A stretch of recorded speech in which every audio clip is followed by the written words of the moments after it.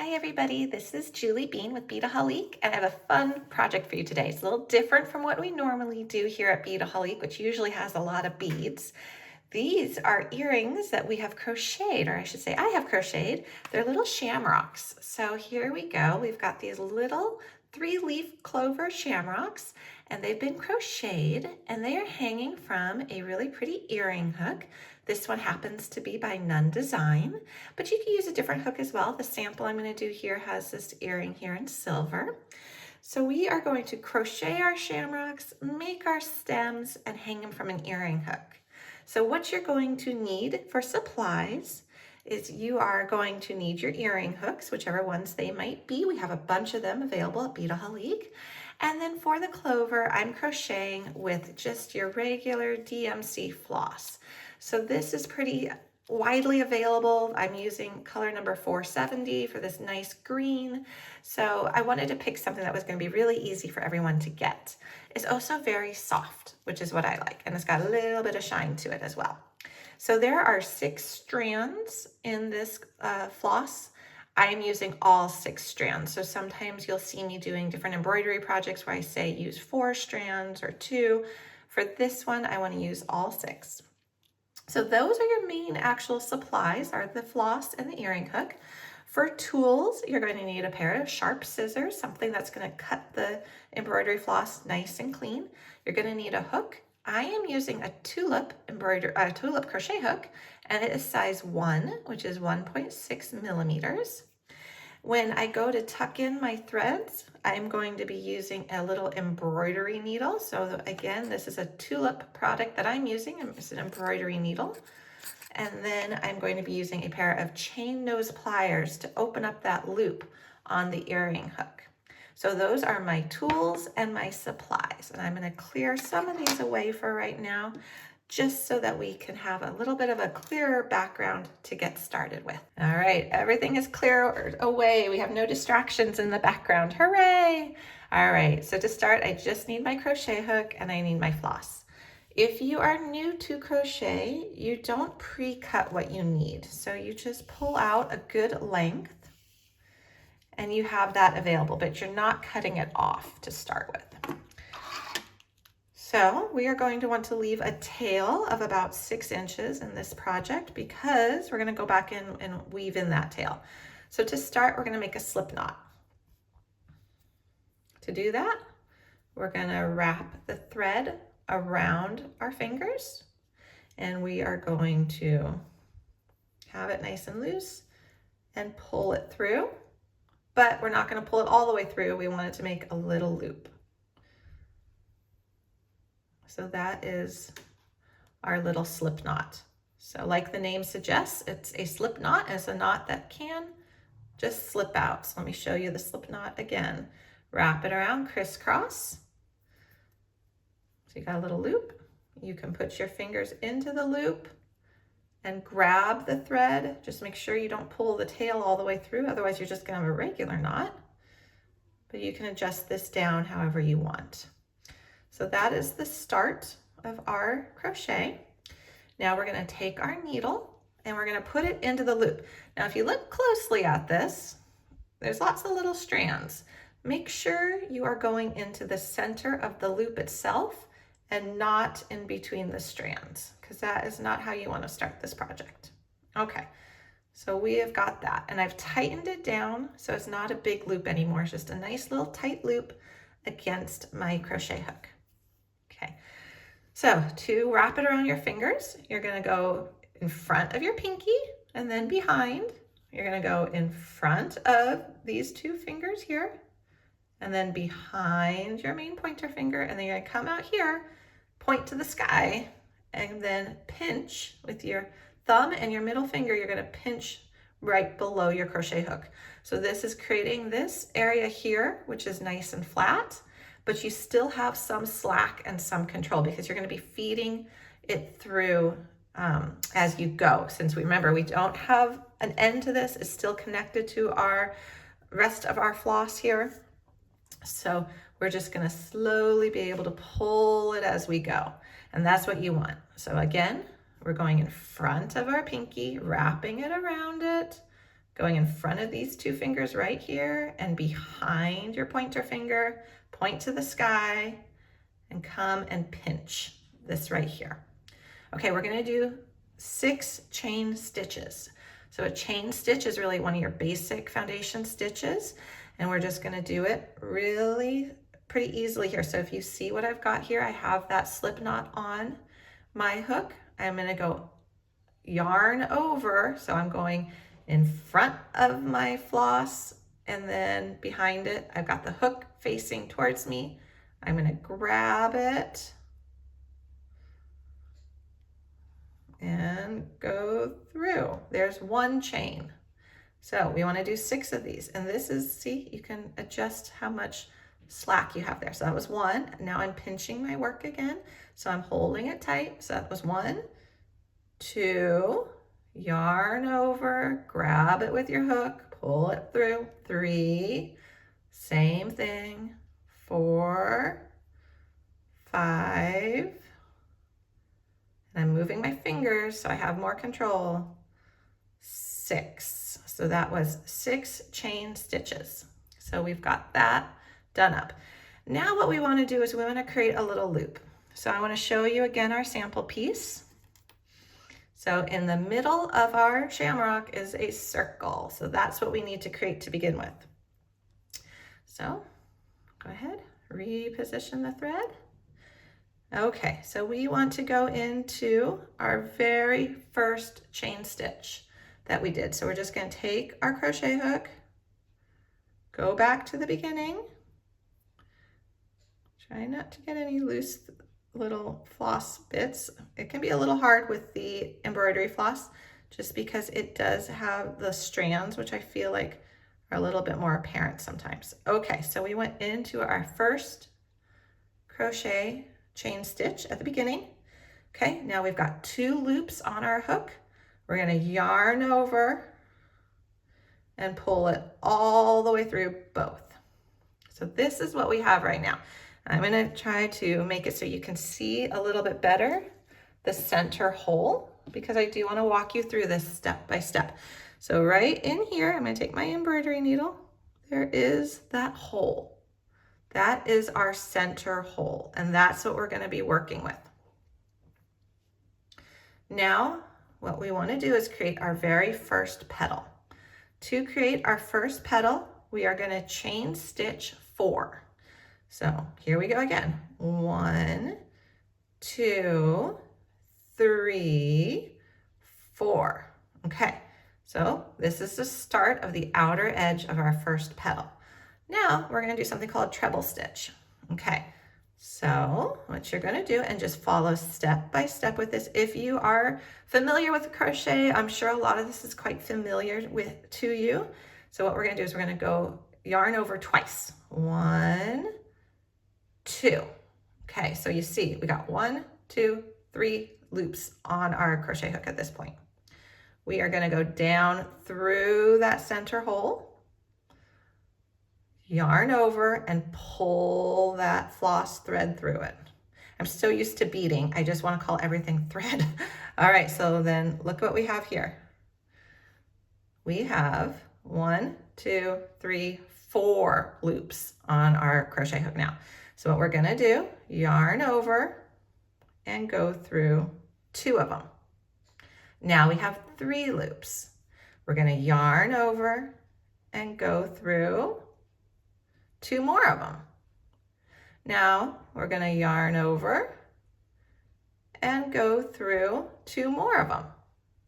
All right, so we're building the interior of our shamrock petal. So we're going to repeat that. So we're going to go 1, 2, oops, 1, 2. So again, we have the 3 loops, and we're going to make just another identical section, I should say. Okay, so now we're going through that center hole again. Yarn over, pull that floss through. Okay, we've got 4 loops again. So we're doing the same thing. We're gonna yarn, here we go. We're gonna yarn over and pull it through 2. We're gonna yarn over and, come on. Yarn over and go through 2. yarn over, and go through 2. Now I do want to pause right here and show you something that is happening. These can move on that center. So you're really starting to see that center hole now. These you can scoot. Because of how we've done it, you can scoot them closer together. They will move around a little bit on there, which is really nice, especially as you make more of these petals. All right, we're not done yet. We're gonna do one more of these right here. And I'm just keeping, this is my tail, I'm just keeping it out of the way. Yarn over twice. Go through the center. Yarn over and grab that thread. There I go again, thread, floss. Okay, again, the 4 loops. So yarn over, go through 2. Yarn over, go through 2. Yarn over, go through 2. All right, we've actually finished now the interior of our first petal. So now to make another side to it, we're going to chain stitch 4. 1, 2, 3, 4. Okay, this is what we've got now.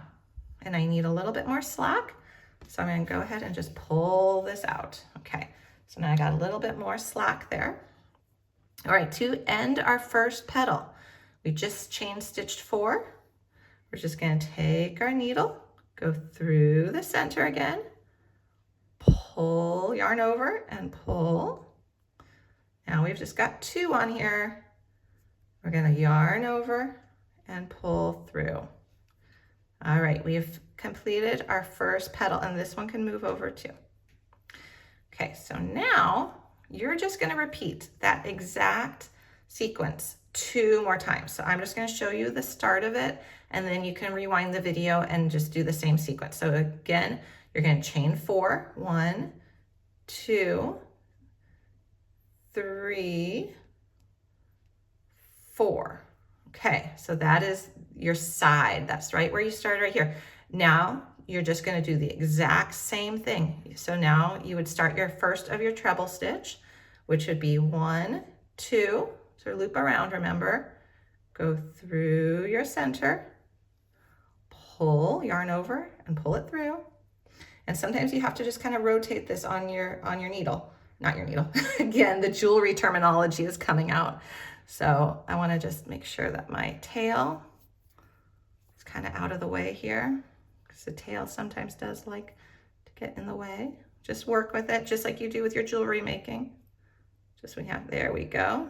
Tail is now out of the way. So again, you have 4 loops. We're going to go through 2. Now you've got 3 loops. We're going to go through 2. Now you have 2 loops, and we're going to go through them. Okay, so again, that was the first. And here you can see how I just pulled that off to the side. So you just want to now continue. And what your pattern is, I'm going to show you on the finished sample. So you've got the 3 treble stitches in the middle of each petal. You got the outsides, and you're going to do this 3 times. So on our sample piece, we already have the first one done. And now you're just going to continue. Once you do that, I'm going to show you how to make the stem, how to weave in your ends and tie it all off, and how to go ahead and add your earring hook. All right, if you repeated the steps, you should have 3 nice little petals or leaves to your Shamrock Clover.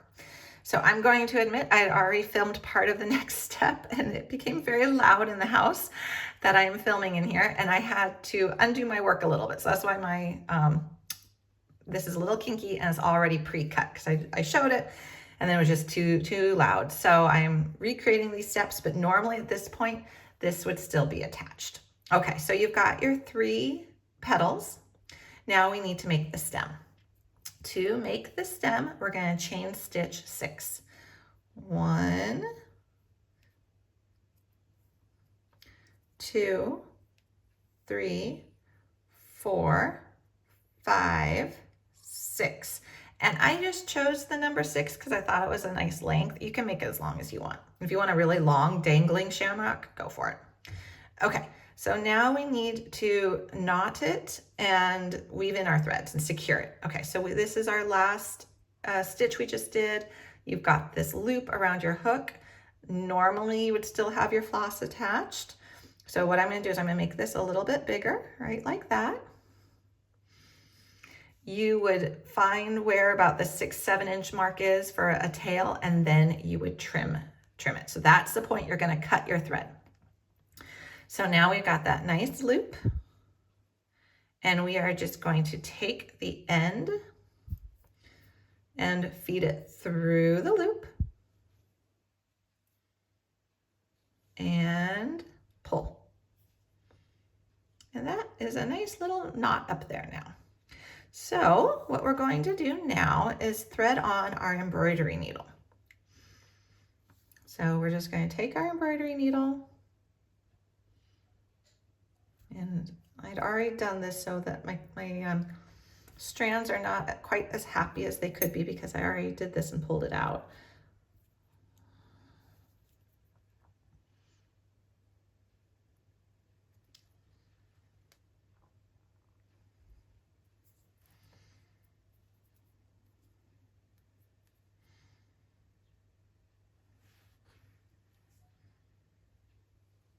Okay, so now we've got that on there. Make sure all of the little strands are on there.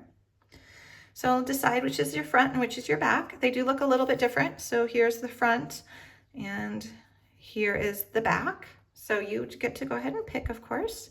So what I'm going to do is I am just going to go down through my chain stitch here. What's nice about doing this, I'm just going to go through the chains, is you're weaving in your tail. You're also making this a little bit thicker, a little bit more substantial. So that's nice too. Okay. Don't pull too tight on this phase. You don't want to try to pull it really snug, because what you'll do is you will start kind of almost like an accordion, like you're going to start to kink up your stem here. So we're just being nice and gentle, going through them. If you have a yarn needle, you could use that as well. I have a yarn needle and it was feeling a little bit thick to go through this because this is the floss and not necessarily a thicker weight yarn. But you see what we're doing, and it's just actually making that a little bit thicker. So then what you want to do, this is my front side. I'm going to end this, but I want to make sure I end it in the back. Okay, and then you can even take it and go under some more, just to weave that tail in. And then when you're happy with it, you can just trim it. Okay, there we go. So we've got that, it's nice and secure. We have our little stem, and you're gonna do the exact same thing for the other tail. You're just gonna put your needle onto it, and then what I would suggest is just working it into the back side of this ring and then trimming your tail for that one. Okay, very last step, we need to turn it into something we can wear. So I've got the sample here that's already done. I'm gonna show you how to add an earring hook. What I do like about this earring hook here and this earring hook here is they have really nice and pretty large loops. This one is larger than the Nun Design, but even the Nun Design ones have generous loops. If you're choosing an earring hook for this and you see that it has a super itty bitty tiny loop, I would probably pass on that one and go with a different style just to make life easier on yourself. So to open up an earring loop, you open it just like a jump ring, but we're only using one pair of chain nose pliers. Just twist it so that now it's open. So now you remember what is your front. This here is our front. So we want that to be facing out. So in this case, it would go like this. So when we slide it on, we're just gonna slip it through some of our stitching, and then we're gonna close this up. There we go. So now it's secure. All right, we have our little Shamrock crocheted earring. Super lightweight too. So if you're a person who has troubles wearing heavier earrings, this is a really great option. And you can modify this pattern to make flowers too. I did it in the green for the Shamrock, but if you did it in pinks or another color, you could definitely make flowers. You can make more petals. It's the same process, just keep going. So you can make 4 petals, 5 petals. With 4 petals, these would look like pansies to me, which would be really cute. So you could do that design. but a lot of different options. But that is how you crochet a shamrock clover and make it into a little pair of earrings. You can find the earring hooks, the tools, the crochet hook, the embroideries, needles, all of those items available at beadaholique.com.